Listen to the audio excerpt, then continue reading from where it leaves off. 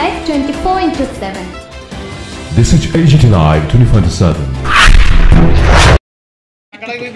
itu set dia dan sir 1 minute itu set ready nihil lama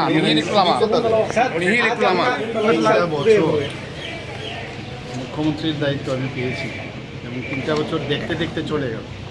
তো আমি আমার অফিসারদের সাথে আমি কথা বলছিলাম যে বুঝতেই পারলাম না 3টা বছর কি করে চলে গেল। তার কারণটা আমি বলছি, ওনারাও বলছেন যে এত সকাল থেকে রাত্রি পর্যন্ত যেভাবে আমরা কাজ করি, পরিশ্রম করি, মানে এর জন্য মানে কাজের মধ্যে এত বেশি আমরা ঢুকে গেছি, এই কারণেই সুন্দরভাবে এই দিনগুলো চলে গেল। এবং যদি আমরা হিসাব করি মানুষের জন্য আমরা কি করেছি, তাহলে এটা একটা বিরাট বিগ স্টোরি। মানে এত কাজ আমরা করতে পেরেছি, কিন্তু কাজেরও শেষ নেই। মানুষের অনেক যে তাদের মৌলিক সমস্যা, সেগুলো নিশ্চয়ই আগামী দিন আর যত দিন যাবে আরও আমরা করব, কিন্তু এইগুলো দেখতে হবে। আমরা 2 বছর তো সেকেন্ড বিজেপি লেড গভর্নমেন্টে, এর আগে আমাকে আজকের দিনে 2022-এ দেওয়া হয়েছিল। তো টোটাল 3 বছর হয়েছে।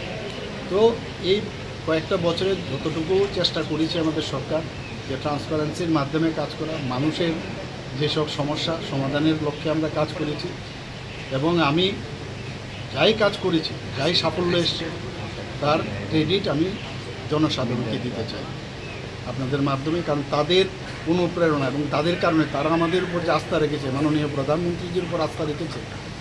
আজকে সেন্ট্রাল গভর্নমেন্ট থেকে যেসব প্রকল্প যা ওনারা সেন্ট্রাল থেকে পাঠাচ্ছে, এবং আমাদের ত্রিপুরা সরকারও যে প্রকল্পগুলো যোজনা করছে, সেগুলো ইমপ্লিমেন্টেশন আমরা করতে পারছি। এবং তার রিপোর্টও আমরা যখন আমরা নেই, আমরা দেখেছি খুব ভালো রিপোর্ট আসছে। তো এর জন্য একটা স্যাটিসফ্যাকশন আসে যে মানুষ যেহেতু আমাদের উপর আস্থা রেখেছে, এর জন্য এগুলো সম্ভব হচ্ছে। সবাইকে অসংখ্য ধন্যবাদ। স্যার, এই কম সময়ে কোন सेक्टर में अपनी आपका सक्सेस मिला है और किस सेक्टर को और भी आगे लेके जाना सक्सेसफुल हुआ है सभी सेक्टर में। आप हेल्थ को लेके लीजिए, एजुकेशन में आप देखिए, कल विद्या ज्योति का रिजल्ट आप देखे हो कितना अच्छा हुआ। लास्ट ईयर खराब हो गया था, तो इस बार अच्छा हुआ। तो धीरे धीरे हमारा जो ग्राफ है ऊपर की तरफ जा रहा है। तो इसीलिए आप एग्रीकल्चर में भी देखिए और पावर सेक्टर में देखिए, कमती है, किसी जगह में समस्या है, लेकिन हम लोग आस्ते आस्ते कोशिश कर रहे हैं उसको ठीक ठाक करें। और ख़ास करके हेल्थ में, उसके बाद आपका एजुकेशन में, उसके बाद आपका स्पोर्ट्स में आप बताइए, हर क्षेत्र में हम लोग अच्छा काम कर रहे हैं और जनता भी बहुत खुश थे।